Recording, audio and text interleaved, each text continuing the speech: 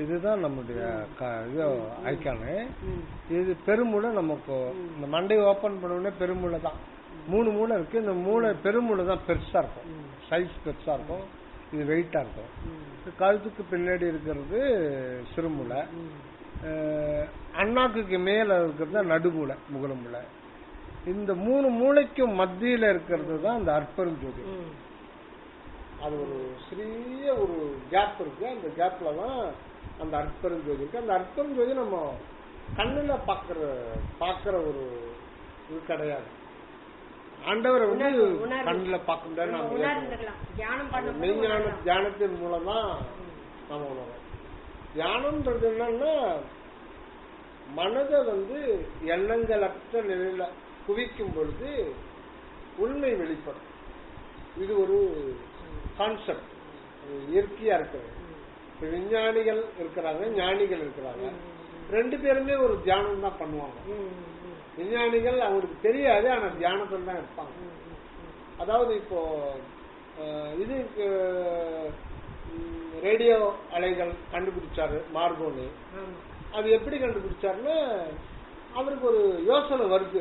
எப்படின்னா நம்ம வெட்டவெளி பாக்குறோம், இதெல்லாம் காத்து இருக்கு. ஆனா இந்த காத்துக்கு அப்பால வந்து இதுக்குள்ள வேற ஏதோ ஒரு சக்தி இருக்குது. அந்த சக்தி உலகம் ஃபுல்லா நிறைஞ்சிருக்குது அப்படின்றத ஒரு ஏதோ ஒரு யூகத்தினால இது பண்ணிக்கிறார். அப்படி இருக்கும்போதுதான் அவருக்கு வந்து அதுக்கு வந்து மின்காந்த ஒரு அலை இயக்கம் இருக்கு. அதாவது கரண்ட் நம்ம பண்றோம், இந்த வெட்ட வெளியில ஒரு கரண்ட் இருக்குது, அது இயற்கையாவே இருக்குது. கரண்ட் அது கரண்ட் இல்லை, அது ஒரு அலை இயக்கம் மாதிரி.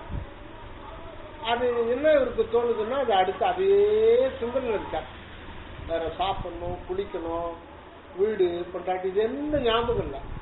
ஒரு அர்ப்பணிப்போடு அதை பத்தியே சிந்தனை, வேற சிந்தனை இல்லாம இருக்கும். அது பேர் தியானம் தான். தியானம் பண்றேன்னு அவருக்கு தெரியாது, ஆனா அவர் தியானத்துல இருக்கார். அப்ப சிந்தனை இல்லை, அது என்ன அது என்ன அது என்ன அப்படின்ற ஒரு சிந்தனையிலேயே இருக்கும்போது இறைவன் அங்க உதவி செய்வார். அந்த இடத்துல அவருக்கே தெரியாது, ஒரு உதவி செய்து சில உண்மை வெளிப்படும். அப்படிதான் ஒவ்வொரு விஞ்ஞானியும் ஒவ்வொன்றை கண்டுபிடிக்கலாம். அப்ப வந்து அவருக்கு என்ன தோணுதுன்னா, இப்ப நாம பேசணும், உங்களுக்கு எப்படி கேக்குது, உங்களுக்கு எப்படி கேக்குது, எது இல்லைன்னா கேட்காது. சொல்லுங்க, பேசுறது உங்களுக்கு எப்படி கேக்குது? காது ரைட்டு, காது வேற, அது வேற விஷயம். எது இல்லைன்னா கேட்காது. இப்ப சந்திர மண்டல போனா நம்ம பேச கேட்குமா? கேட்காது. நிலாவுக்கு போனாங்க இல்லைங்களா, ஆம்ஸ்டாங், நீல் ஆம்ஸ்டாங் கூட போனாங்க, அங்க பேச முடியாது. நீங்க பேசணும் எனக்கு கேட்காது. காரணம் அங்க காற்று கிடையாது. நீங்க ஓடணும்னு நினைச்சா ஓட முடியாது, அங்க ஓட முடியாது. நீங்க புவியீர்ப்பு விசை கம்மி தான், இங்க மாதிரி கிடையாது. லேசா அப்படியே மிதக்கிற மாதிரி. நீங்க ஓடலாம் முடியாது, மெதுவா தான் நடக்க முடியும், பேச முடியாது. காத்து இருக்காது. அதுக்கு மேல ஆக்சிஜனை கட்டிக்கிட்டு இருப்பாங்க, அது மூலமா தான் சுவாசிக்கணும். நம்ம நினைப்போம், ஆனா சொல்லு வராது. சொல்லு வரதுக்கு காரணம் அங்க காற்று இருந்தாதான் அந்த சொல்லு உருவாகும். இப்ப காற்று மூலம் இருந்தாதான் இந்த காற்றுல கலந்து அந்த காற்று வந்து அந்த நாம் பேசும்போது அதிர்வு ஏற்படுது. பேசும்போது அதிர்வு ஏற்படுது. அந்த அதிர்வு அலைகளை அந்த ஒரு இதை வந்து காற்று கிரகிக்குது. காற்று அணுக்கல்ல அதுல அந்த கிரகிச்சு நம்ம காதுல செவிப்பற வெளி செவி, உட்செவி, அதுக்குள்ள செவி இருக்கு. அது வந்து அந்த அதிர்வு அலைகளை சிக்னலா மாத்தி, அதுக்கப்புறம் அந்த மெக்கானிக்கலான ஒரு இதை வந்து எலக்ட்ரிக் மேக்னெட்டிக்கா அது மாத்திட்டு அது நாம மூளையில உணரும். இவ்வளவும் அந்த காற்று இருக்கிறதுனால தான். இப்ப நாம பேசுறது அங்க கூட கேட்போம். இங்க பேசுறது வந்து நெமிலிச்சரி கேட்குமா? கேட்காது. ஆனா ட்ரெயின் இங்க பெரிய இப்ப நாங்க சின்ன வயசுல இருக்கும்போது எங்க ஊருக்கும் திருத்தணிக்கும் ஒரு 6 கிலோமீட்டர். சின்ன பையனா இருக்கும்போது அங்க ட்ரெயின் போகும், காலையில ட்ரெயின் போகும். இப்ப மாதிரிலாம் கிடையாது, எப்பானா ஒரு முறை தான் போகும். Express, goods train. அவங்க ஆறுனு வரும். அந்த ஆறுனு எங்க ஊர்ல கேட்கும், அந்த காற்றலைகளை வந்துடும். அதே மாதிரி சங்கு ஊதுவாங்க. அப்பெல்லாம் 8 மணியான ஒரு சங்கு, 6 மணியான ஒரு சங்கு. அங்க ஊதுற சங்கு எங்க ஊர்ல கேட்கும். அது காற்றுல வர்றதுதான். அது ஒளிபெருக்கி மூலம் இன்னும் கொஞ்சம் அதிகமா பரவும். நான் ஒரு முறை ஏரிக்கு போறேன். ஏரிக்கு போகும்போது அந்த வண்ணார் துணி தப்புறாங்கல்ல, அது கண்ணுக்கு தெரிஞ்சு. ஆனா ஒரு 1.5 வரலான்ட்டு அப்புறம் அவங்க தப்பிக்கிட்டு இருக்காங்க. அது உடனே தெரிஞ்சு. ஆனா அந்த சவுண்டு அவங்க கீழே அடிக்கிறாங்கல்ல, அடிச்சுட்டு மேலே எடுக்கும் போது எங்களுக்கு வருது. அப்ப நான் அந்த சின்ன வயசுல பார்ப்பேன், என்னடா இது இப்ப கிட்ட நின்னா உடனே கேட்கும். தொழுவுல இருக்கிறாங்க, நம்ம கண்ணுல உடனே தெரியுது. ஆனா அந்த துணிய அந்த பார்வையில தப்புறாங்கல்ல, உடனே கேட்கல. ஆனா நாம கண்ணுல பாக்குறோம், அவங்க மேல எடுத்த அதுக்கப்புறம் தான் அந்த சவுண்டு நம்ம காதுக்கு வருது. லேட் ஆகும். அது சாதாரணமா வருது, அது லேட் ஆகும்.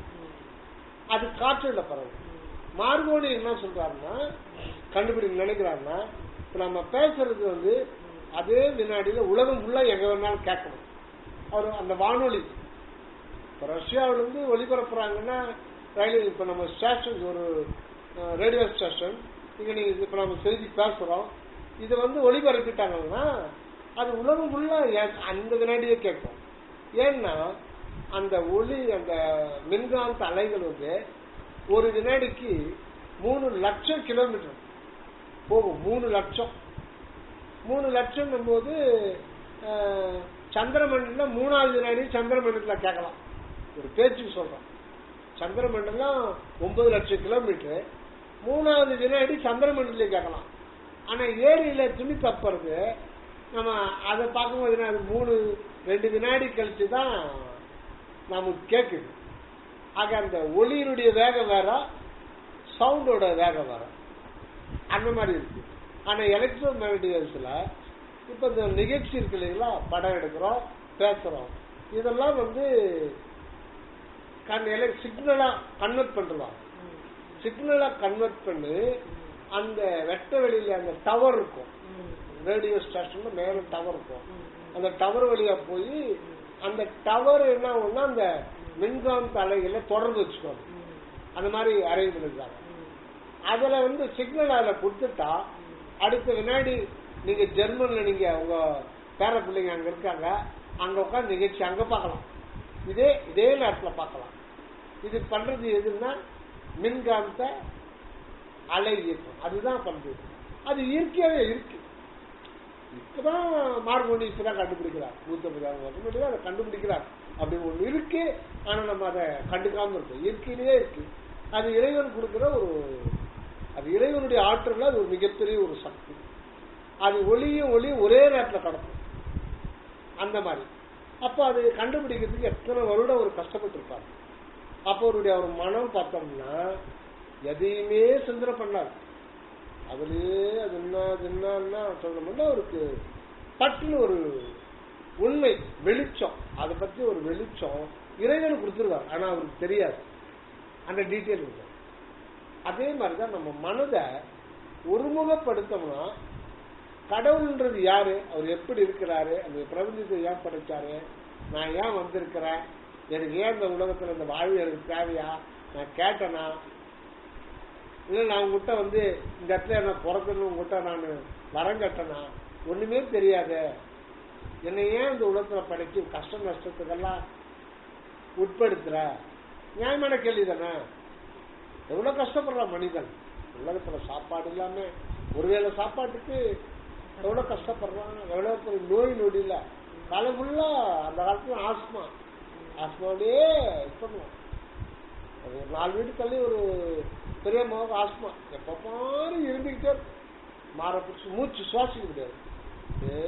சொல்லிட்டோம். ஒவ்வொரு நிமிஷமும் அது கஷ்டப்படுறது நான் பார்த்துருக்கேன். எவ்வளவு மாத்திரை சாப்பிட்டாலும் தாம்பரத்துக்கு வருவாங்க, இந்த டிபி ஹாஸ்பிட்டல வாங்குவாங்க, காலம் ஃபுல்லா சாப்பிட்டு இருந்தாரு. இந்த மாதிரிலாம் வாழ்க்கையில் மனிதன் கஷ்டப்படுறான். கடன் வாங்கி வறுமையில இந்த மாதிரிலாம் கஷ்டம். ஏன் இப்படி இந்த கஷ்டப்படணும் இந்த ஜீவன்? ஏன் ஆண்டவருக்கு இது என்ன திருவிளையாடலா? ஆண்டவருக்கு இதெல்லாம் திருவிளையாடலா? நான் பிறக்காம இருந்திருக்கலாமே. என்னை பிறக்க வச்சுட்டு வாழ்க்கையில சிக்க வச்சுட்டு நீ ஜெயில போட்ட மாதிரி தானே. தப்பு பண்ணாலும் நீ ஜெயில போட்டா எவ்வளவு கஷ்டப்படுவான். நான் என்ன தப்பு பண்ண எனக்கு தெரியாது. முன்பிறவியை பத்தி எனக்கு தெரியாது. எனக்கு தெரிஞ்சதெல்லாம் என்னன்னா தெரியாதுன்னு தெரியும். எதுவுமே எனக்கு தெரியாது. அப்படி இருக்கும்போது என்னையா இந்த வாழ்க்கைன்னு ஒண்ணு கொடுத்து இந்த உயிருக்கு ஒரு உணர்வுன்னு கொடுத்து இதுல இன்ப துன்பம் கொடுத்து இதை அனுபவிக்க வைக்கிறைய, இதெல்லாம் எனக்கு தேவையில்லையே அப்படின்னா எல்லாரும் சொல்றாங்க. நீ ஆண்டவன்கிட்ட அழணும், தொழணும், பூஜை செய்யணும், ஆண்டவன்கிட்ட உருகி வேண்டணும், பிள்ளைங்களும் சொல்றாங்க. அப்பதான் முக்தி கிடைக்கும். என்ன தலையெழுத்து?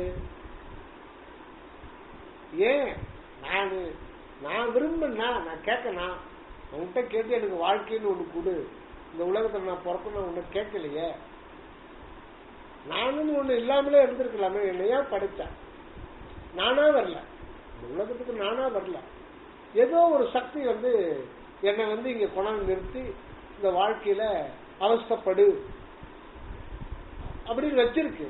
அதுதான் நான் ஏன் கேட்கிறேன். அது கேட்டா நீ இதுல இருந்து தப்பிக்கணும்னா இது நீ செஞ்ச வினை, ஊழ் வினைன்னு சொல்றாங்க.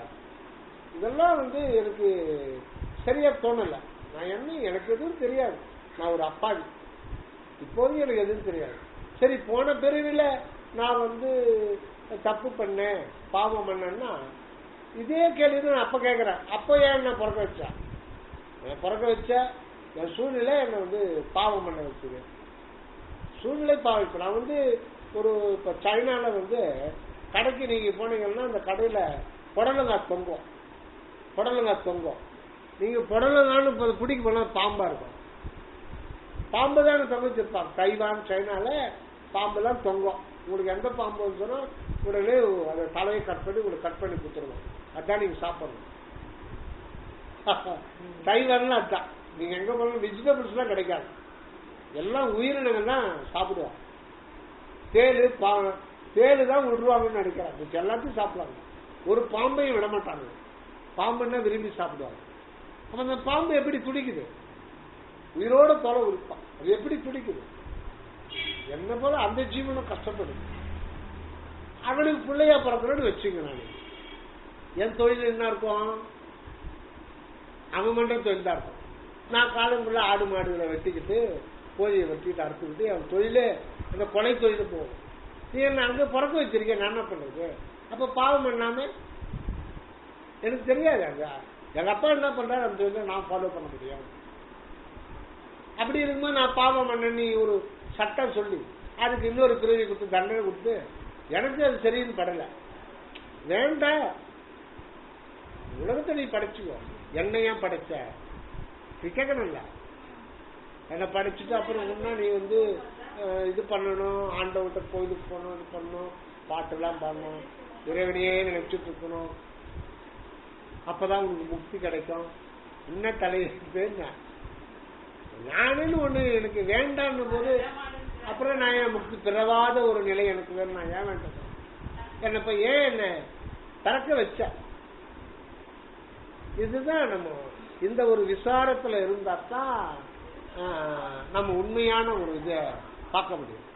அந்த ஒரு புக்கில் சொல்லியிருக்கு, அந்த ஆகமத்தில் சொல்லியிருக்கு, இந்த வேதத்தில் சொல்லியிருக்கு. அது வேலைக்கு ஆகாது. எல்லாம் சொன்னவங்க யாரு? எல்லாரும் நம்ம மாதிரி ஆன்மாக்கள் தான். ரெஃபரன்ஸ் வச்சுக்கலாம், அது ஒரு ரெஃபரன்ஸ் வச்சுக்கலாம். ஆனா நீங்க தான் சிந்திக்கணும் எதையுமே. அத அப்படியே ஏத்துக்கணும் ப்ராப்ளம் தான். ஒரு மதத்துல சொல்லுது, என்ன சொல்லுது? எல்லா உயிர்களும் உனக்காக படைக்கப்பட்டது. ஆமா, போடுறா, வெட்டுறா, டெய்லி ஆடு மாடு கோழி வெட்டுறா. டேய், உன்ன மாதிரி தானடா அது ஒரு உயிர். நீ உனக்கு பசி எடுக்குதா? அதுக்கு பசி எடுக்குது. உனக்கு பய உணர்ச்சி அதுக்கும் ஹாய்னா ஆடும் பயப்பது நாடும் இருக்கு. எல்லா உணர்ச்சியும் அது இருக்கு. என்ன அதுக்கு அது பேச தெரியாது, அதுக்கு மனம் இல்லை. மற்றபடி அதுக்கு பசி எடுக்குது, அதுக்கு தூக்கம் வருது. உனக்கு இருக்கிறது எல்லாம் இருக்கு. நீ பக்கத்து வீட்டுக்கார ஒருத்த குண்டா ஒருத்த ஹாய்னா நீ பயப்படுவேன். அது ஐயோ அவன் என்ன பண்ணுவானோ, நல்லா பலசாலி, அவங்ககிட்ட நான் பயந்து ஓடுவான். நீ ஒரு கல்லை எடுத்தா ஆடு பயப்படுது இல்ல. எல்லா உணர்ச்சியும். அதுவும் நீ கல்யாணம் பண்ணி இனப்பெருக்கம் வேற, அது கல்யாணம் பண்ணிக்காம இனப்பெருக்கம் எது இல்லாம இருக்காது. நீ தங்கறதுக்கு குளிர், வெப்பம், மழை, பனியெல்லாம் தாக்காத மாதிரி வீடு கட்டிங்க, அது தாங்கிக்குது. அதுக்கேற்ற மாதிரி அது தோல் கடவுள் கொடுத்துட்டு இருக்காரு. அது எப்படியா சமாளிச்சுக்கும். நீ உங்களுக்கு அப்படி சமாளிக்க முடியாது, நீ கட்டிக்கிற. இந்த சின்ன வித்தியாசம் தானே தவிர மற்றபடி அது எல்லா உணர்ச்சி அது இருக்கு. அதை கொலை பண்ற, அதை அறுக்கும்போது துடிக்குது இல்ல, கண்ணில் பார்க்கறல்ல, கண்ணில் துடிக்குது பார்க்கற, அது உள்ள அது மரண வேதை அனுபவிக்குது, அதை பார்க்கற. அப்ப ஏன் செய்யறேன்னா அதெல்லாம் தெரியாது. ஏட்ல எங்களுடைய ஆகமத்தில் எழுதிருக்கு, எங்க ஆகமத்தில் எழுதிருக்கு, உனக்காக படைக்கப்பட்டதுன்னு எழுதிருக்கு. அதான் இதுலதான் வீணா போறான். ஏட்ல எழுதிக்குதுன்னா உனக்கு சுய புத்திய, உன் சுய புத்திய சிந்திக்காத மாதிரி பண்றதுதான் ஏடு. அதான் வரலாறு சொல்ற, ஏட்டை தவிர்த்து என் எண்ணமெல்லாம் எய்த ஒளி தந்து யான் அடைந்த பாட்டை குறைந்து பரிசளித்த பரமஞான பதிக்குடி. ஏட்டை தவிர்த்துட்ட. சும்மா சும்மா எனக்கு எத்தாலும் என்னுடைய மத தலைவர்கள் குருநாதர்கள் சொல்லியிருக்காங்க, நான் அது பிரகாரம் தான் செய்யணும், அவங்க சொல்ல மீறி நான் எதனா செஞ்சேன் நரகத்துக்கு போயிடுவேன். தப்பு. நீ ஒரு ஆன்மா, அதை அந்த ஏட்ல பதிவிட்டது ஒரு ஆன்மா தான். அதனால உன்னை விட யாரையும் உயர்வா நினைக்காத, நீ யாரையும் தாழ்வாக நினைக்காத. அவங்களுக்கு என்ன உரிமையோ சிந்திக்கிறதுக்கு அதே மாதிரி நீயும் சுயமா சிந்தித்துதான், சுயானுபவத்தில் தான் இந்த உண்மையெல்லாம் நீ தெரிஞ்சுக்கணும். கடவுள்கிட்ட நேரடியாக வேண்டும். அவங்க சொன்னாங்க இவங்க சொன்னாங்கன்னா கேட்காது. இறைவனே வரலாறு சொல்றாரு. இயல் வேதம் ஆகமம் புராணம் இதிகாசம் முதலாம் இந்திர ஜாலங்கள் அடையா உரைப்பர் மயல் ஒரு நூல் மாத்திரம் ஜாலம் என அறிந்தார். மகனே நீ நூல் அனைத்தும் ஜாலம் என அறிஞ்ச. இந்த வேதம் ஆகம் புராணம்னா எழுதுறவங்க இந்த குமுதம், விகட, கல்கண்டு இந்த மாதிரி நூல்கள் தான் மாயா நூல்கள், இதெல்லாம் உண்மை நூல்கள்னு சொல்றாங்க. அதெல்லாம் கிடையாது. ஏட்ல எழுத்து வடிவில் இருக்கிறது எல்லாமே ஜாலம், எல்லாம் வார்த்தை ஜாலங்கள் தான். நீ உண்மையை அறியணும்னா நூல் அனைத்தும் ஜாலம் என அறிய, எல்லாம் ஜாலம் தான். நீ நேரம் இங்க வா. முதல் நூல், நூல் என்ற ஒரு வார்த்தை இறைவன் தான். நூல்னா புக்கு மட்டும் இல்ல, இந்த வேஷ்டியில செய்யறதுக்கு என்ன தேவைப்படுது? நூல். நூல் பாத்தீங்கன்னா நூல்ன்றது பாத்தீங்கன்னா மிக மிக மிக மிக நுண்ணிய நிலையில இருக்கிறது தான் நூல். மிக மிக நுண்ணிய நிலையில இருக்கிறது தான் நூல்னு பேர். அதாவது ரொம்ப நுணுக்கமா இருக்கு. நோக்கரிய நோக்கே நுணுக்கரிய நுண் உணர்வு. இந்த நுண் அப்படின்றது நூல். நூல்ன்றது மிக மிக, நூலுக்கு பேர் இழைன்னு பேர். இழை நூல்னா அது மிக நுணுகிய ஒரு நிலையில் தான் அந்த நூல். அதனாலதான் இதுக்கு பேர் நூலுன்னு பேர். நூலறிவு. அந்த நூல்ன்றது நல்ல நல்ல கருத்துக்களை ஆழ்ந்து சிந்தித்து பதிவு பண்ணியிருக்காங்க. இருந்தாலும் அதுக்கு நூல் அறிவு தான். நூல் அறிவு வச்சுட்டு நம்ம ஒன்றும் இறை உண்மையை அறிய முடியாது. நீ எது படிச்சாலும் நீங்க நூல் அறிவு தான். வரலாறு 6000 பாட்டு படிச்சிருக்காரு. அது அவருடைய அனுபவத்தை எழுத்து வடிவில கொடுத்திருக்காரு. அப்போ நமக்கு திருவருட்பா வழிகாட்டுது. ஆனா நம்ம படிக்கிறது ஒரு தியானம் எதுவும் பண்ணாம சும்மா படிச்சுட்டு இருந்தா அற்புதம் ஜோதி வருவாரா? வரமாட்டார். படிச்சு அந்த பொருள் உணரணும். சொல்லிய பாட்டின் பொருள் உணரணும். அதுக்கு அர்த்தம் இல்ல. இந்த பாட்டு எதை காட்டுதுன்னா பொருள், அந்த மெய்ப்பொருள். அந்த மெய்ப்பொருளை உணரணும்னா நாம படிச்சு முடிச்சு நம்ம உள்ள வந்துடணும், உள்ளுக்குள்ள வந்துடணும். அந்த நூல் நுண்மையான ஒரு நிலையில தான் அந்த ஆண்டிருக்காங்க. அது தொல்காப்பியத்தில சொல்லும். வினையின் நீங்கிய அறிவின், வினையின் நீங்கிய அறிவின் முனையோன் கண்டது முதல் நூல் என்ப. இந்த முதல் நூல் யாருன்னா ஆண்டவர் தான்.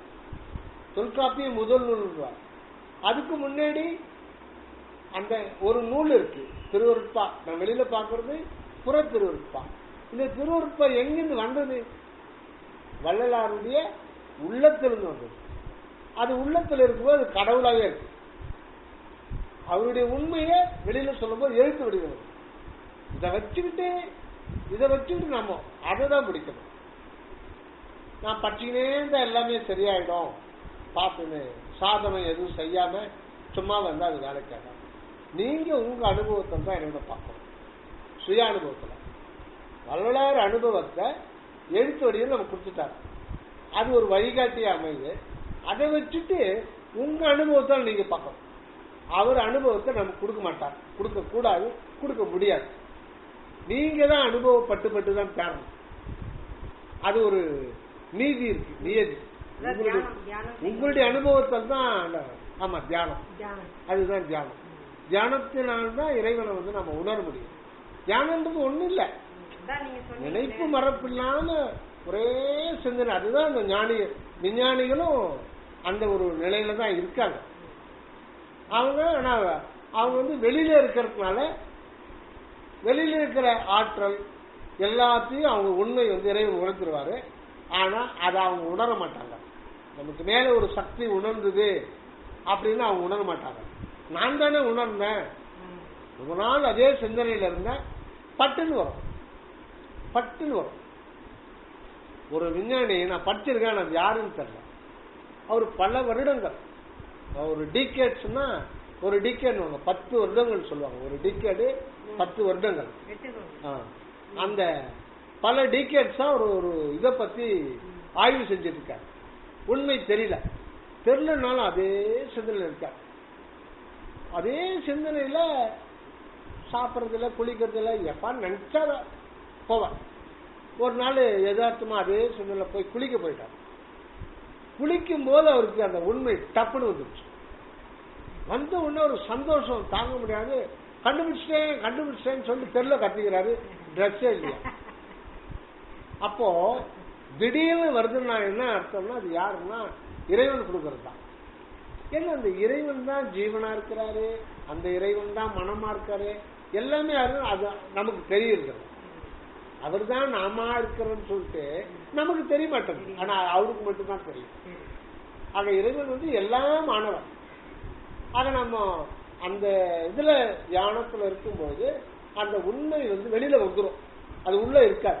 அதனுடைய இயல்பு ஒரு அட்டென்ஷன் கொடுத்தோம்னா தன்னை இருக்கணும். அப்படிதான் நீங்க நம்ம வந்து சுய அனுபவத்துல உணர்வுமே ஒழிய இன்னொருத்தர் சொல்றாங்க அப்படின்னா அது நமக்கு அனுபவம் ஆகாது. உங்களுடைய சுய அனுபவத்துல நீங்க தியானத்தின் மூலமா தான் அந்த மெய்ப்பொருளை உணர முடியுமே தவிர இன்னொருத்தர் வந்து தன் அனுபவத்தை நான் கொடுக்க முடியாது. நான் லட்டு சாப்பிட்டு பிஸ்கட் சாப்பிடலாம், இது நான் தான் சாப்பிடலாம், உங்களுக்கு வந்து கொடுக்கலாம். ஆனா நீங்க தான் சுவைச்சு பார்க்கணும். அது வந்து உங்க நாக்கை நான் மாற முடியாது, அது உங்களுக்குன்னு தனி நாக்கு இருக்கு. நீங்க சுவைச்சு நீங்க தான் அதை பார்த்து நீங்க தான் எப்படி இருக்குதுன்னு சொல்லணும். ஆமா நல்லா இருக்கு நீங்க சொல்லணும். அதே மாதிரிதான் விரோத்மா படிச்சது அற்பெருஞ்சோதியை கண்டேனே ஆனந்த தெல்லமுது உண்டேனே சொல்லிட்டாரு. அது நமக்கு அனுபவமாக நாம உள்ள போய் தியானம் அவர் எப்படித்தான் அது மாதிரி இருக்குது. ஆமா நீங்க பார்த்த பிறகு ஆமா வள்ளலார் சொல்றது உண்மைதான், எனக்கு அப்படித்தான் அனுபவம் ஆகுது. அற்பெருஞ்சோதியை கண்டேனே ஆனந்த தெல்லமுது உண்டேனே நீங்க சொல்லணும், நாம சொல்லணும். அவர் சொல்லுது அவருடைய அனுபவத்தை சொல்லிட்டார். நீங்க வாங்க, இங்க சாப்பாடு போடுறாங்க, வகை வகையா இருக்கு, பலமா இருக்கு, திரு அமுதம், இந்த அமுதத்தை சாப்பிட்டீங்கன்னா சாகாம இருக்கலாம் நாங்கன்னு கூப்பிடுறாங்க. நம்ம போய் நாம சாப்பிட்டு ஆமா எங்க உடம்புலாம் ஒளி உடம்பு ஆயிடுச்சு, ஆமா அப்பவே சொன்னாரு வள்ளலாரு, ஆமா நல்லா இருக்கு, நோய் நொடியெல்லாம் இல்லாம இருக்கு, சௌக்கியமா இருக்குங்க, மனம் கவலையே இல்லையா, போயிடுச்சு, அந்த அற்புதம் எல்லாத்தையும் போயிடுச்சு. நாம நம்ம சுய அனுபவத்துல நாம தான் அனுபவம். இதுதான்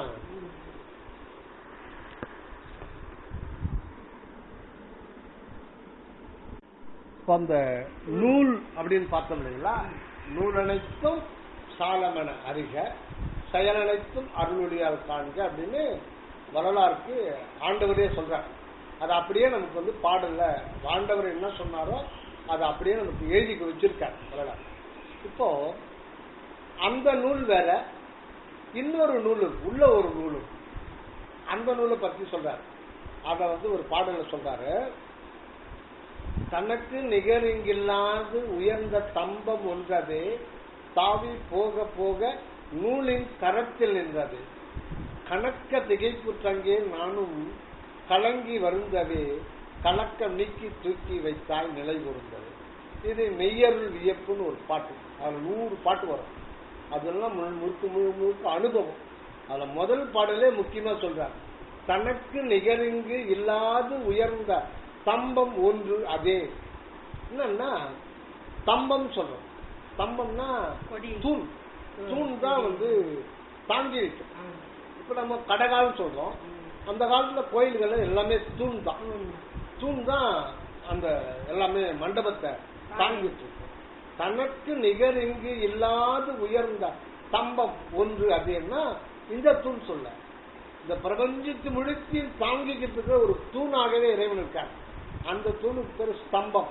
அதுக்கு பேரு ஜோதி ஸ்தம்பம். அதுக்கு ஜோதி ஸ்தம்பம் பேரு.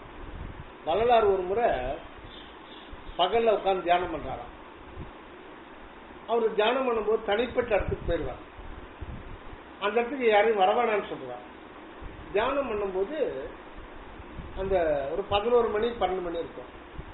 அவர் உச்சியில இருந்து ஒரு ஸ்தம்பம், ஜோதி ஸ்தம்பம், ஒரு கோடு நேரா சூரியன் கிட்ட போதான். சூரியனையும் இவர் தலையிலையும் இணைக்குதான்.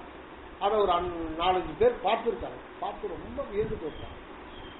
அந்த தலையை உச்சந்தலையிலிருந்து சூரியனுக்கு ஒரு கோடு, ஜோதியினால் ஆன ஒரு லைன், அந்த ஒரு சுடர், அந்த ஸ்தம்பம் சூரியனையும் ஒரு உச்சந்தலையை இணைக்குதான். அது அவங்க பார்த்துருக்காங்க. அதுக்கு பேரு ஸ்தம்பம். பொதுவா ஸ்தம்பம்னா தூணு. ஜோதி ஸ்தம்பம்னா இந்த பிரபஞ்சத்தையே தாங்கிக்கிட்டு இருக்கிற ஒரு தூண் சொல்லுவாங்க. அந்த குடும்பத்துக்கு அவன் தான் தூணு. தூண்னா தாங்கிக்கிட்டு இருக்கான். அந்த மாதிரி இங்க ஜோதி ஸ்தம்பம்னா இதுக்கு நேரடியா நம்ம இது பண்ணக்கூடாது. சுக்குமான பொருள் தான் போகணும். இந்த பிரபஞ்சத்துக்கே ஆதி முதற் காரணகர்த்தாவா இருக்கிறவர் யாருன்னா அகர முதல எழுத்தெல்லாம். எப்படி எல்லா 247 எழுத்துக்கும் ஆன்ற எழுத்து தான் அடிப்படை காரணமா இருக்கும். அந்த ஆன்ற ஒரு எழுத்து இல்லைன்னா எல்லா 246 எழுத்து உருவாக முடியாது. அதை போல இந்த ஆதிபவன் முதற்றே உலகு. இந்த உலகம் எல்லையற்ற இந்த பிரபஞ்சத்துக்கு முழு முதற் காரண பொருளாய், காரண கர்த்தாவாய், மூலப்பொருளாய் இருப்பவர் யாருன்னா ஆதி பகவன். அந்த அற்பெருஞ்சோதி தனிப்பெருங்கருணை ஆண்டவர் தான் எல்லாத்துக்கும் முழு முதற் பொருளா இருந்து எல்லாத்தையும் படைத்திருக்கிறார். படைத்து எல்லாமாயும் விளங்குகிறார். இது எதுவும் அல்லவராயும் விளங்குகிறார். எல்லாமாயும் விளங்குகிறார். ஒன்றும் அல்லாதவராய் தனித்தும் இருக்கிறார். அப்பேற்பட்ட ஒரு நிலையில் இருக்கிறார். அந்த ஆண்டவர் தான் இந்த எல்லாத்தையும் தாங்கி பிடிச்சிட்டு இருக்கார். அதான் தனக்கு நிகர் இங்கு இல்லாத உயர்ந்த தன்மை. இறைவனுக்கு நிகர்னு ஒண்ணு கிடையாது. காரணம் அவருக்கு வேறாக ஒருத்தர் யாரும் கிடையாது. அவனுக்கு நிகரா யாரும் கிடையாது அந்த ஊர்ல. அது வேற 100 காலத்துல வரலாம். அந்த டாக்டருக்கு அந்த டாக்டர் அவருக்குன்னு அவரு தான். அவரு மாறி யாருமே கிடையாது. வருங்காலத்துல வரலாம்ல. ஆனா அவர் இறைவனுக்கு எக்காலத்துல அவர் நிகர் யாரும் வர முடியாது. காரணம் எக்காலம் அவர் மட்டும்தான் இருக்கார். அவருக்கு அந்நியமா யாருமே இல்லை. அது ஒரு இயற்கை. அந்த அன்பு வெளியிடுறது அது மட்டும்தான் இருக்கு. அப்படி இருக்கு. அதுக்குதான் தனக்கு நிகரிங்கில்லாது உயர்ந்த ஸ்தம்பம் ஒன்றது. அந்த மெய்ப்பொருள் ஆகிய அந்த ஜோதிய அற்பொருள் ஜோதி இவர் பிடிக்க போறாராம். எப்படி பிடிக்க போறாரு? இந்த தேக நிலையை கடந்து, மனநிலையை கடந்து, ஜீவ உணர்வை கடந்து, இந்த தத்துவ நிலைகள்லாம் கடந்து, இதெல்லாம் நானல்ல தத்துவம் அனைத்தும் தாம் ஒருங்கு ஒழிந்திட சத்துவம் ஒன்றே தனித்து நின்றோங்கிட அப்படின்னு அகவல்ல சொல்லுவார். பத்திருக்கீங்க இல்லைங்களா?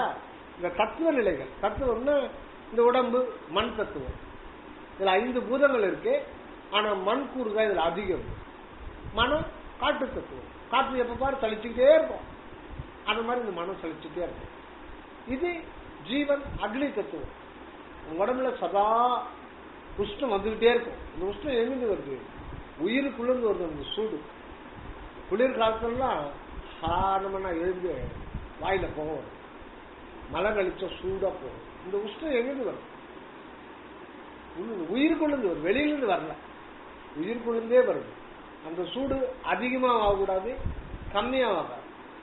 கம்மியான சூடு கம்மினா டெம்பரேச்சர் 98 கீழே போயிட்டே இருக்குன்னா பாடி சில்லுன்னு ஆயிடும். சில்லுன்னு ஆயிடுச்சுன்னா செத்து போறான்னு அர்த்தம். கொதிக்குச்சுன்னா 100க்கு 102 104க்கு மேல போச்சுன்னா உடம்பு தொட முடியாது. ஐஸ் பெட்டில வச்சு ட்ரை பண்ணி பார்ப்பாங்க, ஊசி மருந்து விடுவாங்க, முடியலன்னா ஐஸ் பெட்டிக்குள்ள வைக்கணும், கொஞ்சம் கம்மியாகும். ஆக அது ஒரு உஷ்டம். அந்த உஷ்டம் அதுலயே குறைவான உஷ்டம், அதிகமான உஷ்டம், நடுநிலை இருந்தால் தான் நம்ம இது பண்ண முடியும். இந்த உஷ்ணம் தத்துவம் தான் இந்த அக்னியா இருக்கு. அந்த உயிர் ஒரு அக்னி தத்துவம். இதெல்லாம் நாம நினைச்சிட்டு இருக்கோம். இதெல்லாம் கடந்து இந்த உடல் மனம் உயிர் தத்துவ நிலைகள் எல்லாம் கடந்து உள்ள போனதான் நம்முடைய உண்மையான நிலை நமக்கு புரியுன்றது. இதெல்லாம் தியானத்தில் தான் சாப்பிடு அந்த மாதிரி. அப்போ இதெல்லாம் கடந்து போறாரு, தாவி போக தாவி போறாரு. தாவி என்ன எதை போறாரு? தாண்டி போறாராம். மனம் உடல் இதனால உடம்புதான் நான் நினைச்சிருக்கோம், அதை தாண்டி போறாரு. விசார ஞானத்தினால இந்த உடல் நான் அல்லன்னு தாண்டி போறாரு. அதான் தாவி போக போக நூலின் தரத்தில் இருந்தது.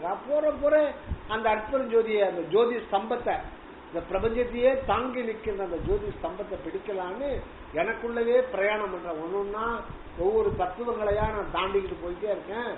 அது போக போக இன்னும் போயிட்டே இருக்கு. இங்கே இருக்கேன்னு போறேன், ஆனா நிறைய தத்துவங்களை தாண்டி வந்துட்டோமே, கிட்ட இருக்குன்னு போறேன். கிட்ட போகும்போது ரொம்ப எட்ட போயிடுச்சு. போக போக நூலின் கரத்தில் இருந்தது. அவ்வளவு பெரிய ஜோதி ஸ்தம்பம் ஒரு நூல் மாதிரி போயிட்டு எங்கேயோ போயிட்டு. அதுதான் சொல்ற, கணக்கு நிகரிங்கில்லாது எந்த ஸ்தம்பம் ஒன்றதே, தாவி போக போக நூலின் தரத்தில் நின்றதே. ஒண்ணு முடியல, நம்மனால நம்முடைய முயற்சினால அந்த அற்புத ஜோதி எட்டி பிடிக்க முடியாது. அவரு கருணை செய்தாதான், அவன் அருளாலே அவன் தாழ்வரை. அதனால தாவி போக போக நூலின் கரத்தில் இருந்தது. கணக்க திகைப்புற்றங்கே நானும் கலங்கி இருந்தது. கணக்கன்னா ரொம்ப கணக்க நான் திகிச்சு போய் நிற்கிறேன். எப்படிடா அந்த மெய்ப்பொருள் அடைய போவோம்? நான் எல்லாத்தையும் கடந்துதானே வந்திருக்கேன். இது நான் அல்ல, அது நான் அல்ல, எல்லாத்தையும் கடந்து ஒரு தவறு நிலையில வந்துதான் நான் வர்றேன். நான் வர நீ தொலைவா போயிட்டே இருந்தா நான் எப்படி அவங்க பிடிக்கிறது? கணக்க திகைப்புற்றங்கே நானும் கலங்கி போயிட்டேன். எப்படிடா நம்ம அந்த மெய்ப்பொருளை சேரப்போறோம்? நித்திய வாழ்வு கலங்கி வரும்போதே கலக்கம் நீக்கி தூக்கி வைத்தால் நிலை பொருந்தது. அதை இங்க சொல்ற நூலின் தரத்தில் இருந்தது. அந்த நூலின் தரம், நூல் எப்படி, அதுதான் நோக்கரிய நோக்கே நுணுக்கரிய. நுண்ணுனாலும் நூலுனாலும் ஒரே சம்பந்தப்பட்ட ஒரு கருத்து தான். மிக மிக மிக நுண்ணிய ஒரு உணர்வு நிலையில் தான் அந்த அற்புதம், அந்த அற்புதம் வெளியும். ஆக அதுதான் உண்மையில முதல் நூல். அந்த நூலுக்கு அந்த அந்த இறைவன் இருக்கிற அந்த அவருடைய நிலைக்கு பேர் அகம். அதுதான் வள்ளலாறு அகம் அறியீர், அகம் அறியீர். நீங்க மனிதர்களே, நீங்க அகம் அகநிலை அப்படின்னா உங்களுக்கு ஒண்ணுமே புரியல. புறநிலை, அகநிலைன்னு என்ன புறநிலைன்னு என்ன தெரியல. நீங்க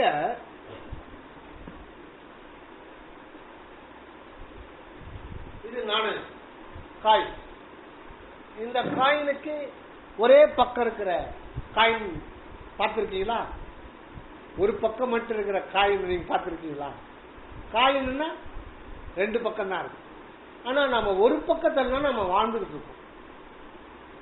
இந்த வாழ்வு நீர்க்குமிழி மாதிரி. எப்ப திடீர்னு ஆத்துல நீர்க்குமிழி தோன்றோன்னு தெரியாது, எப்ப டப்புன்னு உடையும் தெரியாது. அந்த மாதிரி வாழ்வுல தான் நம்ம வாழ்ந்துட்டு இருக்கோம். ஆனா இந்த பக்கம், இதே நாணயத்துக்கு இந்த பக்கம் எத்தனை ஊழிகாலம் ஆனாலும் அழியாத ஒரு ஆனந்த வாழ்வு தரங்க அந்த மெய்ப்பொருள் இந்த பக்கம் இருக்கு. இந்த பக்கமே இருக்கு, நமக்குள்ளவே இருக்காது. ஆனா அது அறியாம இந்த பக்கத்துல இருந்து நோய் நொடியினாலும் பயம் கவலையினாலும் எவ்வளவோ இன்னொன்னும் துன்பையும் அல்லலும் தொல்லையும் ஊழ்வினையும் அறியாமையில பட்டு பட்டு படாத அவஸ்தப்பட்டு கடைசியில சவக்குழியில போய் பத்தர எரிச்சிடறாங்க. இந்த வாழ்வே மண்ணாகி நீராகி நாசமாகி போட்டு நாசம் பண்ணிட்டான். நந்தவனத்தில் ஒரு ஆண்டு 4 மாதமாய் போயிட வேண்டி கொண்டு வந்தான் ஒரு தோண்டி அதை கூத்தாடி கூத்தாடி போட்டு உடைத்தான். அந்த மாதிரி இந்த அடியில் கிடைக்கிற மனித தேகத்தை நம்ம நாசம் பண்ணிடுறோம். காரணம் இந்த ஒரு பக்கத்தை மட்டும்தான் பார்க்கிறோம். இந்த ஒரு பக்கம் இந்த உலகம், இதுக்கு அப்பால ஒரு அக உலகம் ஒன்று இருக்கு. இதுக்கு பேர் புற உலகம். அக உலகம் ஒன்று, அக உலகம் இதெல்லாம் கிடையாது. அக உலகம் நூல் போன்றது நமக்குள்ளவே இருக்கு, இதுக்குள்ளவே இருக்கு. அதுதான் அந்த புள்ளி தலைக்கு நடுவுக்கு அக உலகம். அந்த உலகத்துல எல்லையில்லாத ஆனந்தமுடைய அந்த வாழ்வு, அந்த வாழ்வுக்கு ஒருபோதும் தடை கிடையாது.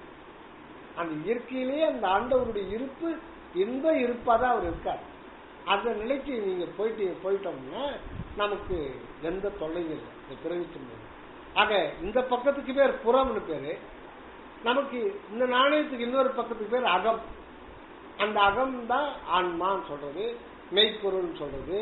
அதான் உண்மையில நான். இது நான் அல்ல. இந்த பக்கம் உடம்பு இருக்கு, இந்த பக்கம் உயிர் சம்பந்தப்பட்ட பொருள் இருக்கு. ஆனா நம்ம உயிரை பத்தி நமக்கு எதுவுமே தெரியல. இந்த உடம்பு தான் இந்த கறி எடை போடக்கூடிய ஒரு பொருள். இதுதான் நம்ம நான் சொல்லிட்டு இதுக்காகவே வாழ்ந்துட்டு செத்து மடிகிறோம். அந்த ஒரு நிலை இந்த பக்கம் வாழும். இந்த பக்கம் இருக்கிறத பத்தி நம்ம நினைக்கிறல. இதுக்குதான் அகம், இந்த அக உலகம். அதுதான் அகமரீர் அப்படின்றார். அகமரீர் அனகம் அறிந்து அறியாத ஞான அமுத வடிவம் பெறலாம் நம்மில் ஈண்டே. இங்க வாங்க, இந்த இடத்துக்கு வாங்க, அமுத வடிவம் பெற்றுக்கொள்ளலாம். ஆனந்த அமுத வடிவம் பெறலாம். அமுத வடிவம், ஆனந்த அமுத வடிவம் பெறலாம் வாங்க அப்படின்னு சொல்றார். அந்த அகம், அதுதான் அந்த அகம் எப்படி இருக்குன்னா நூலின் தரத்தில் இருக்கிறதுனால அதுக்கு தான் நூலகம். நம்ம லைப்ரரி இங்கிலீஷ் சொல்றோம், நம்ம என்ன சொல்றோம்? நூலகம். நூலகம்ன்றது புறத்தில் இருக்கிற நூலகம் இல்ல, அது புற நூலகம். நமக்குள்ள ஒரு நூலகம் இருக்கு. அதான் நூல் போன்ற மிக நுண்ணிய நிலையில ஒரு அகநிலை இருக்கு. அங்கதான் அழியாது இருக்கு. அதுதான் உண்மையான நூலகம். அந்த நூலகத்தில் இருக்கிற ஒரு புத்தகம் இருக்கு, இங்க அநேக புத்தகம் இருக்கு. அங்க இருக்கிற நூலகம் ஒரே ஒரு புத்தகம். அந்த புத்தகம் தான் இறைவன். அந்த புத்தகமாக இருக்கிறான். அதனால புத்துன்னா புதிய, எப்பொழுதும் புதுமையா இருக்கிறது. அதுதான் நவம் சொல்லுவாங்க. நவம்னா எப்பொழுதும் புதுமையா இருக்கிற ஒரு நிலைக்கு பேரு நவம். அந்த நவமணின்னு சொல்லுவார். நவமணி எனும் அருட்செல்வ மாமணியே, அது எப்பொழுதுமே புதுமையா இருக்கும். வயசாகாது. சொல்லுவான், என்னடா கோயில்சாமி, இன்னைக்கு நமக்கு 60 வயசாச்சு, எனக்கு முடியல நரைச்சு போய் தோல்லாம் சுருங்கி போயிருக்கு, நீ மட்டும் எப்படா அன்னைக்கு பார்த்த மாதிரி இப்ப இருக்கிற மேனியை இன்னும் பலப்பலான்னு வச்சுக்கிற, என்னடா ஏதாவது தங்க பசம் சாப்பிட்றியா, அப்படியே இருக்கிறா நீ அப்படின்னு சொல்றாங்களா, கேள்விப்படுறோம். அது எப்பவுமே இறைவன் எத்தனை ஊழியானாலும் அந்த இடத்துல அது புதுமையாகவே இருக்கும். அது வயசாக, அது மூப்படையாது, மூவாது, மூவாத ஒரு நிலை. அந்த ஒரு நிலைக்குதான் 3000. அங்க 1000 நிலை ஒன்று இருக்கு. 1000 இதழ் கோயில் இருக்கு, 1000 கால் மண்டபம். இங்க ஒரு 1008 இதழ் தாமரை இதெல்லாம் அங்க அது ஒரு அக அனுபவம். அந்த இடத்துல வயது அகால். அந்த இடத்துல வாழவர்கள் 3000. அதுதான் தில்லை 3000. தில்லை 3000னா 3000. அந்த நிலையில மூப்பே கிடையாது. ஒரு எத்தனை யுகம் ஆனாலும் அங்க மூப்புன்றது கிடையாது. ஏன்னா அது எந்த மாதிரி உடம்பு கிடையாது. அந்த உடம்பை தொடவே முடியாத, அது ஒரு சித்தாகாசம், சித்தம்பலம், ஞான ஆகாச வடிவம். அதுதான் அழியாத அமுத வடிவம் பெறலாம். எப்போ அகம், அகமறிந்து அது எப்பவுமே புதிதாக இருக்கு. அதுதான் உண்மையான புத்தகம். புத்தகம்ன்ற வார்த்தை புக்குன்னு இங்கிலீஷ்ல படிக்கிறோம், அதுல எவ்வளவு அர்த்தம் இருக்கா? ஆனா தமிழ்ல புத்தகம், நூல் அகம். நூல் அகம்னா லைப்ரரி, அது அர்த்தம் கிடையாது, இங்கிலீஷ் அர்த்தம் கிடையாது. ஆனா தமிழ் இவ்வளவு அர்த்தம் இருக்கு. அந்த நூலகத்துக்கு உள்ள போனா ஒரு புத்தகம் இருக்கு. அதுக்கு அகம் தான் பேர். அகம் என்பதுதான் நம்முடைய உண்மை. என்னுடைய உண்மைன்னா அகம், உங்களுடைய உண்மை அகம், எல்லோருடைய உண்மை ஒரே அகம் தான். அந்த இடத்துக்கு போனா நம்ம எல்லாரும் சேர்ந்து ஒரு உருவா மாறிடுவோம்.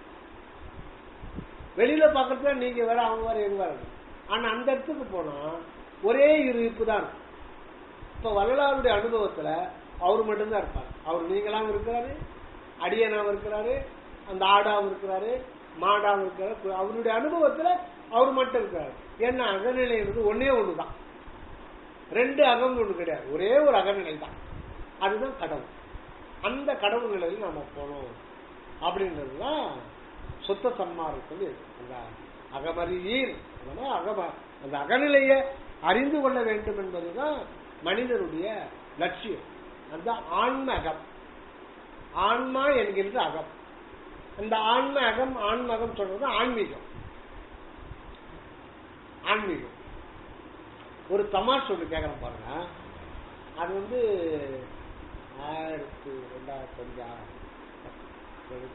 20 வருஷத்துக்கு முன்னாடி நான் சொந்த ஊர்ல இருந்தேன். எங்க அப்போ நான் ஃபேக்டரியில இருந்து கொஞ்சம் எனக்கு உடம்பு சரியில்லாம போயிடுச்சு. அங்கிருந்து நான் ஃபேக்டரி ரப்பர் ஃபேக்டரியில் நின்றுட்டு சொந்த தொழிலுக்கு வந்துட்டான். அப்போ ஊர்ல தமிழாசிரியர் எங்களுக்கு நடத்த தமிழாசிரியர் அவர் எப்போ ரிட்டையர் ஆனார். நாங்க 10வது படிக்கும் போதே அவர் வயசாகி போச்சு. ரிட்டையர் ஆகிற ஸ்டேஜில் தான் இருந்தாரு. நாங்களாம் முடிச்சப்பறம் காலேஜுக்கு அவர் எப்போ ரிட்டையர் ஆகிட்டார். இப்போ ரிட்டையர் ஆகி ஒரு 10 வருஷம் அவர் இருக்கார். நாங்கள் காலேஜுக்கு போனோம், அப்புறம் வேலைக்கு போனால் அவர் அதிகமாக பார்க்கறதுக்கு வாய்ப்பு இல்லை. எங்க தெரியதான் 10 பேர் தள்ளி. நல்ல வாத்தியார், அருமையான வாத்தியார், சைவம், சுத்த சைவம்.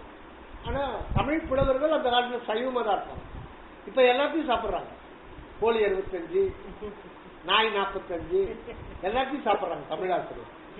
தமிழாசிரியருக்கு அது ஒன்றும் சம்பந்தமே கிடையாது. அந்த மாதிரி ஆயிப்போச்சு இந்த கல்வித்துறை. அந்த மாதிரி ஆயிப்போச்சு. அது வேற, இது வேற. அப்ப தமிழ்னா திருக்குறள் தெரிஞ்சிருக்கும். கொல்லாமை, புலால் உண்ணாமை அதெல்லாம் கடைபிடிப்பாங்க. அவன் தான் தமிழ் ஆசிரியருக்கு தகுதியானது. இப்ப அப்படி கிடையாது. இது வேற வாய்ப்பு. எல்லாமே உருட்டால மாறி போச்சு. பணம் வேணும், அதுதான் நான் படிக்கிறேன், டெட்ட பாஸ் பண்றேன், சம்பளம் வாங்குறேன், சரியா இருக்கிறேன். ஆனா அரசாங்கத்தில் இருக்க லஞ்சம் கொடுத்து வர்றேன். அது வேற, அது உத்தியோகத்துக்கு வேற. இது நாக்கு சுய சாப்பிடலாம். கோழி 65 நமக்கு சாப்பிட்டுக்கலாம். அது தனி. அப்படி அந்த மாதிரி போயிடுச்சு. அப்போ அவர் சின்ன மேல ஒரு நாள் உட்காந்துருந்தாரு. நான் போஸ்ட் ஆஃபீஸ் லெட்டர் போட்டுதான் போயிருக்கேன். வடா கொசல்றமா. நான் அப்போ ஃபர்ஸ்ட் மார்க். இதெல்லாம் அந்த வாத்தியாருக்குலாம் ரொம்ப பிடிக்கும். வேடா எவ்வளோ நாள் ஆச்சுடா நான் பார்த்து. அப்போ பையன் எல்லாம் சின்ன சின்ன பையனா எல்லாம் 4ஆம் கிளாஸ் அப்போ படிக்கிறான் பெரியவன். சின்னவன் 2ஆம் கிளாஸ் போறான். அப்போ பேசிட்டா இருந்தேன். சும்மா ஒரு நிமிஷம் பேசணும். ஒருத்தர் கொட்டக்கட்டின்னு சொல்லுவாங்க. ஒரு மேலே ஆடெல்லாம் போட மாட்டாங்க. எல்லாம் தனி நேரவங்க தான், ஏழப்பட்டவங்க தான். ஆனா விபூதியெல்லாம் பட்டப்பட்டா விபூதி போட்டுக்காரு. கோயிலுக்கெல்லாம் போவார் வருவாங்க. கொஞ்சம் வாய் ஓவர். இப்ப என்ன மாதிரி உளறிட்டு இருக்கல, எதோ உளறிட்டு இருக்கு, நீங்க கேட்டுக்கிறீங்க. அவரு அந்த வாதியார் பார்த்தா இவருக்கு கொஞ்சம் இது, அது அவரு அவ்வளவு பெரிய இதா அப்படின்னு இவருக்கு கொஞ்சம் இதான். இவருக்கு படிப்பு இல்லை, ஆனா திருவாசகம் படிப்பாரு, எல்லாம் படிப்பார், எல்லாம் படிப்பாரு. ஆனா இன்னொருத்தர் இடம் போடுவார், ஊருக்கு அதை பேசுவார். அவன் இப்படி, அவன் இப்படி, இதையும் பண்ணுவாரு, இதையும் பண்ணுவாரு. ஒருத்தரை கடவுள் வழிபாட்டுக்கு வந்துட்டா இன்னொருத்தரை பத்தி நம்ம எடை போட்டு பேசலாம் கூடாது, குற்றம் பார்க்க கூடாது. அவர் எல்லாத்தையும் பண்ணுவார். கோயிலுக்கு போவாரு, அர்ப்பாவும் படிப்பாரு, திருப்புகளும் படிப்பாரு, வேற பகவத்கீதை எல்லாத்தையும் படிப்பார். அது ஒரு பக்கம் நடக்கும். வெளியில வந்துட்டான்னா ஒருத்தன் போனான்னா அவனை பத்தி குறை சொல்லிருப்பார். அப்படி அந்த வாத்தியாரை பத்தி அவர் குறை சொல்லிட்டு இருக்கிறார். அது இவரை பத்தி தெரியும். வாத்தியாரு யாருக்கிட்ட பேச மாட்டார். அவர் பாடு உட்கார்ந்து இருப்பாரு. யாராவது வந்தா சகஜமா பேசுவார். இந்த வம்பு இழக்கிறவங்க கிட்ட அவர் அதிகமா பேச மாட்டார். இவரு அவரை வம்பு கழிக்கணும் அப்படின்னு பார்த்தார். என்கிட்ட நான் போனேன்னா என்கிட்ட நல்லா பேசுவாங்க. கொட்டக்கட்டி தான் கூப்பிடுவாங்க. எப்பா கோசமா அற்பா கொடுப்பா, ஏன்னா அன்னைக்கு தானே குத்த நானு. அது ஒருத்தர் கேட்டாருப்பா, அவர் குத்துட்டுப்பா, நீ வேற ஒன்று கொடுப்பா, அதெல்லாம் பார்க்காதுப்பா, நல்லது தானேப்பா அப்படின்பாரு. அப்புறம் கொடுத்தா ஒரு 2 மாசம் கழிச்சு மறுபடியும் கோசம் எனக்கு கொடுப்பா அனுப்பாருவாரு. இவர் ஏதோ வித்துறாரு அப்ப நினைக்கிறேன். அவர் இது மாதிரி பண்ணுவாரு. நான் அவர்கிட்ட போறத பார்த்துட்டு இவர் அந்த வாத்தியார்கிட்ட ஒரு கேள்வி கேட்கிறார். என்ன கேட்டாருன்னா, ஏன் தெரிய அவருக்கு இவருக்கு ஒரு 10 வருஷம் வித்தியாசம். நான் சின்ன பையன், வாத்தியாருக்கு எனக்கு 30 வருஷம் இருக்கும், இவருக்கு எனக்கு ஒரு 15 வருஷம் இருக்கும். அது இடையில இருக்க அந்த கொட்டைக்கட்டி கருப்பா தான் இருப்பாரு, மொட்டை போட்டுவார், மேல எதுவும் துண்டு இருக்காரு, வேஷ்டி மட்டும் வெள்ளை வேஷ்டி தான் கட்டுவாங்க. எல்லாரும் லுங்கி கட்டுவாங்க, ஒரு வெள்ளை வேஷ்டி தான் கட்டுவாரு, நெத்தியில எப்பவும் வீதி இருப்பார். அவர் ஆஜரித்த வந்துட்டார், எதனா அவரை சேட்டை பண்ணி வேண்டி பார்க்கலாம், அவர் வாயை கலாரலாம். ஏமா தெரிய இந்த ஆன்மீகம்ன்றாங்களே அப்படின்னா என்ன தெரிஞ்சு பார்க்கலாம். பெண்மீகம் இல்லைன்னா ஆன்மீகம்ட்டார், பெண்மீகம் இல்லைன்னா ஆன்மீகம்ட்டார். பல சொல்லி ஓடி போயிட்டார் ஒரு வாட்டம். ஏன்னா அவர் அந்த விஷயத்துல கொஞ்சம் வீக் போயிட்டார். ஒரே சாட்டடி எனக்கு சிரிப்பா வந்துச்சு, போயிட்டார். ஆனா இப்போ ஒரு 10 வருஷத்துக்கு முன்னாடி தான் அவர் சொன்னதுல ஒரு அர்த்தம் இருக்குன்னு எனக்கு தெரிஞ்சு. என்ன பெண்மீகம்னா அதுக்கு அகராஜில அந்த வார்த்தையே கிடையாது. ஆனா அந்த வாத்தியார் சட்டுன்னு சொன்னார், ஆன்மீகம்ன்றது 2 சுழியுது, பெண்மீகம்ன்றது 3 சுழியுது. இதுக்கு அதுக்கு சம்பந்தமே இல்லை. ஆனா ஆன்மீகம்னா அதுல ஆணுன்ற ஒரு உச்சரிப்பு வந்துருக்கு. இவருக்கு சரியா போட்டார். அவர் ஆன்மீகம்னா என்ன ஆச்சாராரு, இவருக்கு என்ன தெரியும்னா சொல்றாரு பார்க்கலாச்சு. இவரு பெண்மீகம் இல்லாத போது அது ஆன்மீகம் கதையை இடத்த காலி பண்ணிட்டார். அப்பதான் சொல்றேன், அந்த ஆண் பெண் என்னும் போது ஆண் வடிவம் உண்மையில நமக்கு ஆண் வடிவம்ன்றது ஆன்மாதான் ஆண் வடிவம், அதுதான் ஆண் வடிவம். பெண் வடிவம்ன்றது இந்த தேகத்துக்கு பெண் வடிவம். இது எப்போ இச்சைமயமா இருக்கும், அது இச்சையற்ற நிராசன் நிலை. அது நித்திய வடிவம், அதை கண்ணால பார்க்க முடியாது. அதுதான் ஆண் வடிவம். இறைவனே வரலாறு பக்கத்துக்கு வராராம். வரலாறு திருவொற்றியூர்ல இருந்தப்போ இங்கிதை மாலை அப்படின்னு 165 பாடல் இயற்றுதார். அது எல்லாமே ரொம்ப ரொம்ப ஆழ்ந்த கருத்து கொண்டது, ரொம்ப ரொம்ப ஆழ்ந்த கருத்து. அப்போ இறைவன் ஒரு முறை வராராம். ஒரு தலைவன் தலைவி பாவனையில ஆன்ம தலைவி வள்ளலாறு, பரமான்மா திருவொற்றியூர் ஈசன் தியாகராஜ பெருமாள், அவரு ஒரு குடிசைக்கு வர்றாரு. இப்ப வள்ளலாறு ஒரு பெண் ஆன்ம தலைவி பண்ணு வாசுப்பள்ளியில நிக்கிறார். என்ன தலைவரை திடீர்னு என்ன பக்கம் வந்துட்டீங்க? ஒன்னில்ல, நீ ஆண் வடிவானது கேட்டு அதிசயத்தேன் வியந்தேன் உன்னை காண வந்தேன். நீ ஆண் வடிவானது கேட்டு வியந்தேன் உன்னை காண வந்தேன். ஏன்னா அக அனுபவம் தான், அக அனுபவத்தை சொல்றாரு. ஆக நம்ம ஆண் வடிவம் ஆன்மா என்கின்ற அதுதான் ஆண் வடிவம், ஒரு அழியாத தனி வடிவம், அருள் ஜோதி வடிவம். அந்த வடிவத்தை பெற்றுக்கொண்டால் மரணம் இல்லை. இப்போ இருக்கு, அது புதுசா பெறக்கூடியது அல்ல, இப்போ இருக்கு. அதை உணராம நமக்குள் நாம தான் இருக்கு. அதனுடைய புறநிலை தான் இந்த பெண் வடிவம். ஆக அகம்னா இதுதான். இந்த பெண்ணாகிய இந்த உடம்புக்கு இருக்கு பேரே பெண் தான். இந்த தேகத்துக்கு பேரு, அது ஆணாகட்டும் பெண்ணாகட்டும், இந்த உடம்புக்கு பேர் பெண் வடிவம் தான், பெண் தேகம். தேகத்துக்கு பெண்ணின் பேர். இதைதான் நானும் நினைக்கிறது. இது பெண்மீகம். அவர் சொன்னது சொல்றார். பெண்மீகம்ன்றது இந்த பெண்ணாகிய தேகத்தையே நம்முடைய அகமாக நினைத்து கொண்டிருப்பதனால இந்த உலகியல் போக்கு பெண்மீகமாக விடுகிறது. ஆன்மீகம் என்பது ஆன்மா ஆகிய அந்த அகவடிவத்தை உணர்ந்து அதில் நிலைத்து நிற்கிறதுதான் ஆன்மீகம். அப்போ பெண்மீகம்ன்றது வார்த்தையில இல்ல, அகராதியில கிடையாது. ஆனா இதெல்லாம் ஒரு புதிய அகராதியில சேர்க்கப்பட ஒன்று. அருமையான வார்த்தை பெண்மீகம். அதாவது பெண் கூட்டல் அகம், பெண் கூட்டல் அகம், அது சேர்க்கும் போது பெண்மீகம். ஆன்மா கூட்டல் அகம் ஆன்மீகம். ஆன்ம அகம்தான் ஆன்மீகம். ஆன்ம அகம், அதுக்கு பேர் ஆன்மீகம். இது பெண்.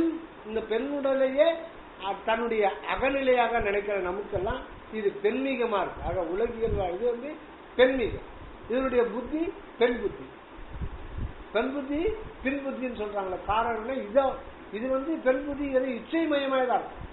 இது வேணும் அது வேணும், இப்ப சாப்பிடலாம் அப்ப சாப்பிடலாம், இதை கேட்கலாம் அதை பார்க்கலாம், இப்படிதான் அது போயிட்டு இருக்கும். அதுக்கு எதுவுமே கிடையாது. அது எப்பவுமே இந்த வடிவமாவே இருக்கு. அந்த ஒரு நிலை தான் ஆன்மீகம். அகமறிதல் தான் ஆன்மீகம். இது பெண்ணாகி இந்த தேவன் தான் நான் இருக்குது. இது பெண்மீகம். அது நல்ல ஒரு அர்த்தம் இருக்கு. எனக்கு இப்பதான் கிடைக்குது. அவர் சொல்லி 20 வருஷம் ஆகுது. 20 வருஷமா ஆமா, இப்பதான் ஒரு 10 வருஷத்துக்கு முன்னாடி அந்த வார்த்தைக்கு அர்த்தம் திடீர்னு ஒரு நாள் வந்தது. அது சும்மா சொல்லல, அது இறைவன் தான் அந்த மாதிரி ஒரு வார்த்தையை விட்டுருக்காரு. ஏன்னா இது நான் கேள்விப்பட்டதே இல்லை. பெண்மீகம்னு ஒரு வார்த்தை இல்லை தமிழ்ல. ஆனா அவர் சொல்றாரு, அதுவும் யோசிக்காம சொல்றாரு.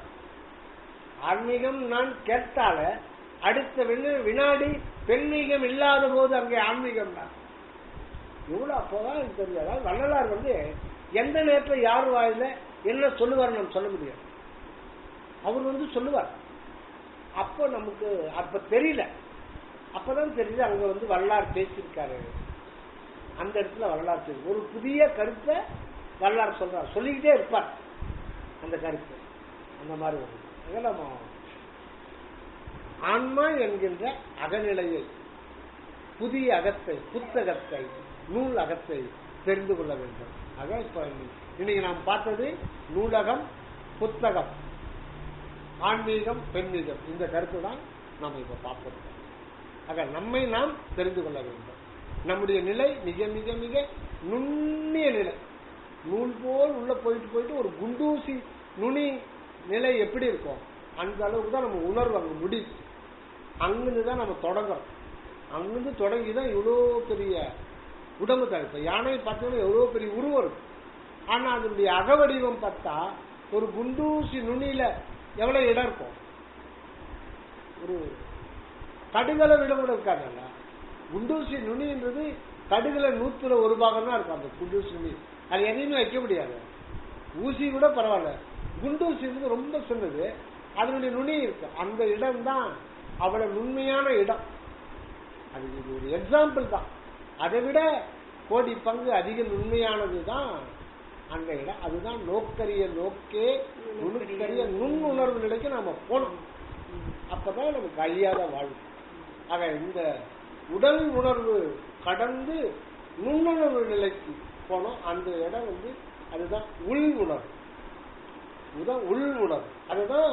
அந்த உணர்வு பொதுவாக உள்ள இருக்கிறது தான். அதுதான் கடவுள் அப்படின்ற சொல்ல பார்த்தீங்கன்னா கட உள் 2 வார்த்தையும் இணைக்கப்பட்டது தான் கடவுள். கடை அப்படின்னா இந்த வேகத்துக்கு பேர் கடம். இந்த வேகத்துக்கு பேர் கடம். இதுக்கு உள்ள ஒண்ணு இருக்கு, அதான் அகத்துல. அதுக்கு பேர் உள். அந்த உள்ளுதான் இறைவன். அது அதுதான் என்ன பார்த்தா அது சொல்லவே முடியாத பத்தி நுண்ணிய நிலையில போகும். போக போக நூலின் தரத்தில் இருந்தது அப்படின்னு சொல்றாங்க. அப்படின்னா எவ்வளவு ஒரு மிக நுண்ணிய போயிட்டே இருக்கணும். அந்த நிலையில தான் நம்முடைய உண்மையான மனிதன் அங்கதான் இருக்கான். உண்மையான மனிதனை பார்க்கவே முடியாது. நம்ம பார்க்கறதெல்லாம் அந்த மனிதனுடைய கடைநிலை தோற்றம். ஒரு யானையை பார்க்கிறோம், ஒரு கண்ணு 1.5 கண்ணு கூட இருக்கலாம். ஆனா அந்த யானை அது வடிவம் அதனுடைய புற வடிவம் தான். ஆனா அதனுடைய உள்ள இருக்கிற அக வடிவம் பார்த்தீங்கன்னா மிக நுண்ணிய ஒரு நிலையில இருந்துதான் அது விரிந்து புறத்துல உள்ள பெரிய மாமிச வடிவத்தை தாங்கிட்டு. இதுதான் நம்முடைய உண்மை. ஆக நம்முடைய உண்மைன்றது அனாதிகாலமா நாம் இருந்துகிட்டு இருக்கோம். அது அறியாத காரணத்தினால்தான் நமக்கு இறைவன் நோய் நொடிகளையும் சோதனைகளையும் வாழ்க்கையில விபத்து ஆபத்துகளையும் தொல்லைகளையும் ஆண்டவர் கொடுத்து நம்மளை திருப்புறார். உள்ள வரணும்ன்றதுக்காக தான் இவ்வளவு செய்யற. நம்ம அவரு உள்ள வரணும்னு தான் செய்யறாரு கூட நமக்கு தெரியாம இருக்கும். எப்படியாவது இதுலயே சரி பண்ணிக்கலாம். ஒரு வியாதி வர டாக்டர் கிட்ட போய் சரி பண்ணிக்கலாம், ஒரு மனப்பிரச்சனை சைக்காலஜிஸ்ட் போய் சரி பண்ணிக்கலாம் அப்படின்னு பாக்கிறோம். போய் அப்படி ஒரு சரியா வரணும்னா இன்னொரு ஆஸ்பத்திரிக்கு போறோம், அங்க சரியா இன்னொரு டாக்டர் கிட்ட போறோம். இப்படியே போறோம். பல மருத்துவமனை, பல டாக்டர், ஒரு பார்மசியே வந்துடும். அப்படியே நீங்க சரி பண்ணாலும் சரி பண்ணிக்கிட்டாலும் வேற ஒரு ரூபத்துல வரும். அந்த அந்த தொல்லைன்றது இந்த வாழ்வுக்கு தொல்லை கொடுத்துட்டே இருப்பார், மாயை கொடுத்துட்டே இருப்பார். வேற ஒரு ரூபத்துல ஒரு பகையா வரும், ஒரு சொந்தக்காரையே ஒரு பகையா வரும். அப்ப என்ன பண்றது? இந்த மாதிரி வரும்போது அதுக்கு ஒரு முயற்சி பண்ணுவான். எனக்கு கோல் சரியில்லை, நாள் சரியில்லை, ராசி சரியில்லை, நட்சத்திரம் சரியில்லை. சரி, கல்லு நான் ஜோதிடக்காரங்கிட்ட போய் இந்த கல் அவங்ககிட்ட போனா நீ இந்த இதுல வந்து இந்த கல்லு வச்சேன்னா உனக்கு அது சரியாயிடும், இதை வச்சிரு. அப்படியே சரி பண்ணாலும் வேற ஒரு ரூபத்துல வரும். ஒன்றும் பண்ண முடியாது. இந்த விதியை மாற்றணும்னா நமக்கு கதியை போய் சாரணும். நம்ம கதியா இருக்கிறது இறைவன். அதுதான் அருள்வாய், கதியாய் விதியாய் குருவாய் வருவாய் அருள்வாய் குகமே அப்படின்னு சொன்னார். இந்த விதியை மதியால் வெல்லலாம்னா நமக்கு இருக்கிற மதியால் வெல்ல முடியாது, விதியை வெல்லவே முடியாது. திருவள்ளுவர் சொல்றாரு, இந்த ஊழ் வினை வந்து நீங்க எப்படி போனாலும் எந்த சந்து பொந்து போனாலும் அங்க வந்து அதான் கிராஸ் ஆகும், அதான் வந்து முன்னணிக்கின்ற. அப்புறம் வேற ஒரு இடத்துல ஊழையும் உப்பக்கம் காண்புவர் வினையும் தாழாது உருவத்துக்கு அது தனியா சொல்ற. ஒரு இடத்துல ஊழ் வலிது, அதை ஒண்ணுமே பண்ண முடியாதுட்டார். நீ எப்படி தப்பிச்சு புகை வழியா சந்து பொந்தெல்லாம் நீ ஓடினாலும் ஓடிட்டே தான் இருப்ப, நான் தச்சு நினைப்பேன், அங்க வந்து நிற்கிறது கரெக்டா, அது ஒரு ரூபத்துல வந்து நிற்பேன். அது அந்த இடத்துல அதை சொல்லிடுற, ஒன்றும் பண்ண முடியாது. இன்னொரு இடத்துல ஊழையும் உப்பக்கம் காண்பவர் வினையும் தாழாது உயர்த்துபவர், விடாத முயற்சி. எப்போ தன்னுடைய அதுக்கு அர்த்தம் வந்து மற்றவங்கள எழுத முடியாது, சன்மார்க்கத்துல அதுக்கு அர்த்தம் சொல்லணும். அந்த அந்த உண்மையான அந்த நிலை முயற்சியிலிருந்து தாழாது தன்னுடைய உண்மை நிலையை கண்டுகொள்பவர்களுக்கு விதியை வென்றுவிடலாம். விதி புறமுது காட்டு ஓடிவிடும். வீடையும் உட்பக்கம் காண்பதுன்னா புறமுது காட்டு ஓடிடும். ஐயோ நான் வரலப்பா உன் பேச்சுக்கு போறேன். அது யாருக்கு? அந்த மதி. மதின்னா இந்த இடத்துல வந்து மனம் என்கின்ற ஒரு மதி கிடையாது, இந்த இடத்துல அருள்மதி. அருள்மதி, அருள்மதி, அருண்மதி வாழ்க என்று அருளிய சிவமேன்னு வரும். அகவல வருதுல நீங்க பார்த்துருப்பீங்களா? அருண்மதி வாழ்க என்று அருளிய சிவமே. நீங்க அகவல் படிச்சிருக்கீங்களா? அதுல வருமே அருண்மதி வாழ்க என்று அருளிய சிவமே. காமிக்கிறதா?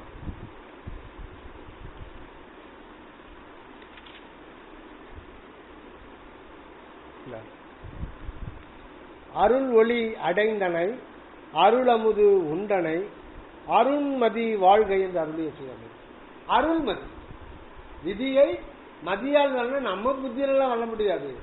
அந்த கடவுளுடைய அருள்மதினா கடவுளுடைய அறிவு, மதினா அறிவு, அருள் அறிவு. இது வந்து எத்தனாவது அடி வருதுன்னா 1018 1016 1016வது இதுல வரும். அருள்மதி வாழ்க. அந்த கடவுள் அருள்மதினா மதினா அறிவு, அருள்னா கடவுள். கடவுளுடைய அறிவு தான். அந்த அறிவு எப்ப நம்முடைய உணர்வுல விளங்குதோ அப்ப வந்து விதி வந்து தானா விலகிடும். அது வரல விதி நம்மளை விடாது, துரத்திக்கிட்டு தான் இருக்கும். அதுவும் பக்குவப்படுத்துறதுக்காக அது வேலையை அது பண்ணும், பக்குவப்படுத்துறதுக்காக அது வேலையை பண்ணுது. நம்மளை துன்புறுத்தி வேடிக்கை பார்க்கணும்னு கிடையாது, துன்பத்தை கொடுத்து நம்மளை திருத்தி அகநிலைக்கு வர்றதுக்கு அது பார்க்கும். இதுதான். நீங்க 6ஆம் திருமுறை புக்கு வச்சிருக்கீங்களா? 6ஆம் திருமுறை புக்கு. ஆமா வச்சிருக்கீங்களா? 6ஆம் திருமுறை நாங்க வடலூர்ல தான் போய் வாங்கணும். இங்க வாங்கணும். அது வந்து அங்கதான் விற்பாங்க.